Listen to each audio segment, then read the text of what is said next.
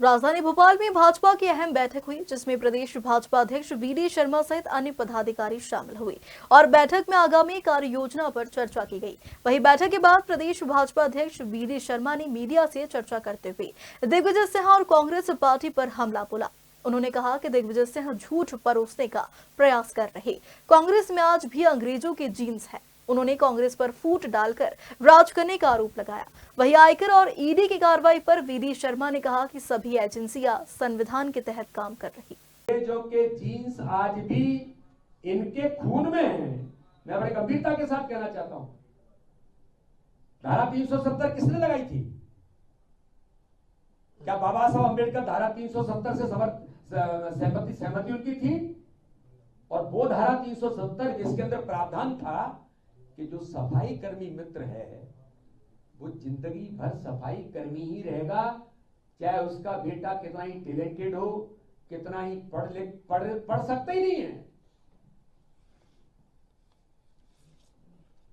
यानी मनुष्य की व्यक्तिगत जीवन को उन्होंने केवल वहीं तक समेट करके रख दिया था। धारा 370 में सफाई कर्मी जिंदगी भर सफाई कर्मी ही रहेगा। अमित शाह जी ने कहा था जब धारा 370 हट रही थी, तब मैं प्रत्यक्षदर्शी हूं संसद का, उन्होंने कहा था कि ये नेहरू जी ने उन सफाई कर्मी मित्रों को जिंदगी भर सफाई कर्मी ही रहना है, ये धारा 370 में प्रावधान करके मेरे उन सफाई मित्र जो बाबा साहब अंबेडकर के अनुयायी के तौर पर देश के अंदर हैं, उनके साथ किस प्रकार का व्यवहार किया था।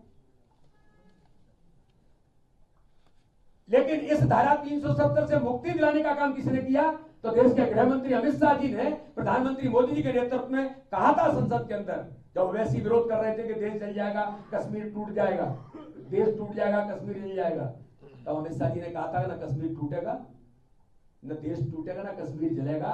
लेकिन जो देश में इस प्रकार के जो लोग हैं, जो हमारे दलित समुदाय के साथ ऐसे व्यवहार करते हैं, उनका स्थान संसद में नहीं होगा। ये अमित शाह है, उनके मन में बाबा साहब अंबेडकर के विचारों को प्रतिपादित करने के लिए उन्हें अपनी भूमिका निभाई है। लेकिन दुर्भाग्य है, जब जब देश के अंदर ऐसा हुआ है, तब तब कांग्रेस अंग्रेजों की नीति पर चल करके कैसे डिवाइडेड रूल किया जा सकता है। लोकसभा के चुनाव में हुआ, एआई का उपयोग करके अमित शाह जी के बयान को कैसे तोड़ मरोड़ के प्रस्तुत किया गया। अभी मैं देख रहा था दिल्ली के अंदर मीडिया के माध्यम से कैसे केजरीवाल अपने आप को एआई का उपयोग करके कर रहे हैं।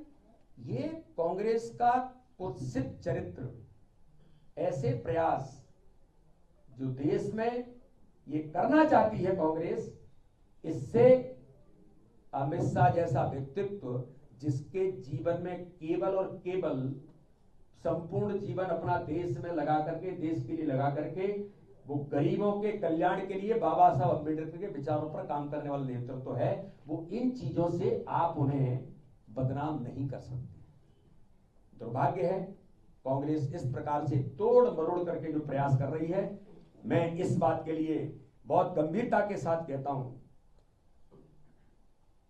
कि जब इनकी सरकार थी, मैं पूछना चाहता हूं दिग्विजय सिंह जी, आप प्रेस करके फिर गुमराह कर रहे हैं या कांग्रेस का नेतृत्व गुमराह कर रहा है।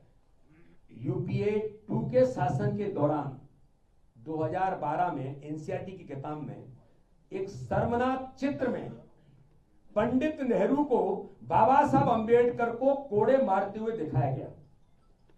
यह अपमान नहीं था।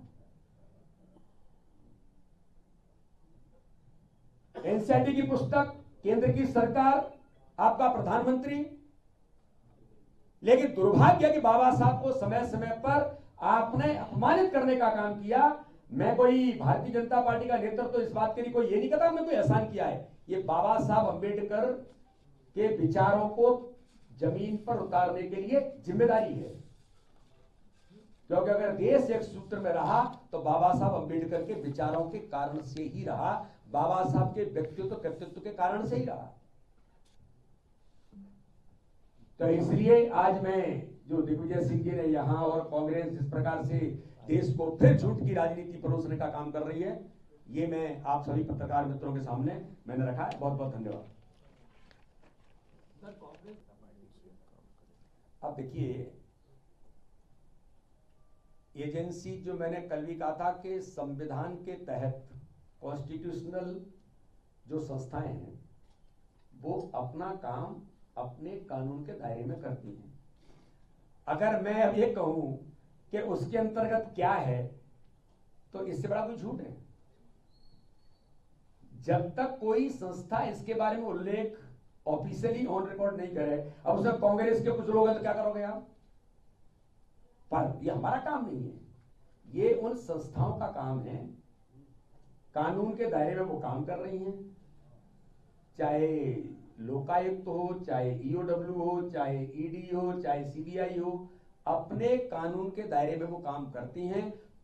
उसके आधार पर फाइंडिंग्स क्या होंगी, क्या उसमें चीजें निकल कर आ रही हैं, ये काम हमारा नहीं है और ये काम उनका भी नहीं है।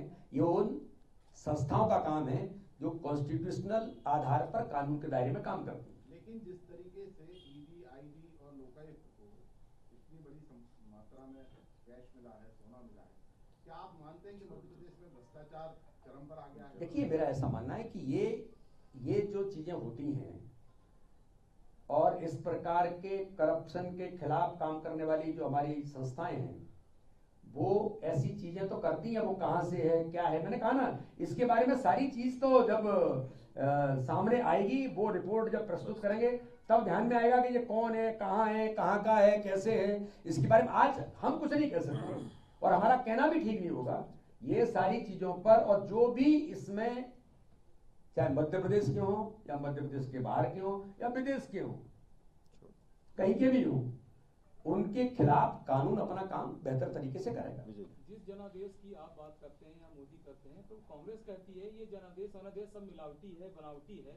ईवीएम को छोड़ करके बैलेट पेपर से चुनाव करा के देख लें। तो ये दूसरा, संगठन के चुनाव चल रहे हैं, अपील समिति की बैठक थी, क्या उम्मीद करें कार्यकर्ता जो यहाँ अपील करने आए हैं, क्या कर रही है पार्टी? देश की जनता का शुद्ध अपमान है कांग्रेस का ये कहना कि इतना बड़ा मैंडेट, अगर हिमाचल में कांग्रेस को मैंडेट मिला तो वो भी है क्या? कर्नाटक में मिला था तो वो भी है क्या? इतने बड़े मैंडेट के आधार पर जिस प्रकार से ईवीएम पर प्रश्न खड़ा करके माननीय सर्वोच्च न्यायालय से बड़ा तो अब न मैं हूं न वो है, माननीय सर्वोच्च न्यायालय ने भी इनको फटकार लगाई। तो ये देश के जनमानस का अपमान कांग्रेस हमेशा से करती भी रही है और ये अपमान है। अपील समिति में, डेमोक्रेटिक राइट में, इंटरनल डेमोक्रेसी में हमारा कार्यकर्ता अगर उसे लगता है कि मुझे कुछ कहना है, जैसे माना कि उम्र किसी कार्यकर्ता की ज्यादा है, हमने क्राइटेरिया में तय किया, अगर 1-2 साल कहीं कुछ है और वो आकर के कहता है कि नहीं मुझे क्यों हटा दिया, तो उसका अधिकार है। तो इसको हम गलत नहीं मानते हैं। ये इंटरनल डेमोक्रेसी ऑर्गेनाइजेशन में, ये भारतीय जनता पार्टी में ही हो सकती है और कहीं नहीं हो सकती। इसलिए कार्यकर्ता आते हैं, अपनी बात कहते हैं। हमारे महामंत्री जी बैठे हैं, हमारे अपील समिति के कार्यकर्ता हैं, ये सब लोग देखते हैं, सुनते हैं, बात करते हैं और कार्यकर्ता मस्त होकर के जाता है। मैं भी पता नहीं कितनों से मिलता हूं। तो बात कहना ये कोई गलत नहीं है, एक अच्छी परंपरा है जो कार्यकर्ता कहते हैं। पहला ऑर्गेनाइजेशन होगा 64,014 बूथों में से इलेक्शन प्रोसेस के अंदर उन सभी बूथों का गठन चुनाव के साथ हो गया और मंडल के अंदर मंडल अध्यक्ष के लिए एक मंडल में 80-80 बूथ, कहीं 70 बूथ, उन सारे बूथ अध्यक्षों से ओपिनियन भी लेने का काम भारतीय जनता पार्टी करती है। यह दुनिया के किसी ऑर्गेनाइजेशन में नहीं हो सकता जो भारतीय जनता पार्टी देश के अंदर करती है। ये खुलेआम बयानबाजी चल रही है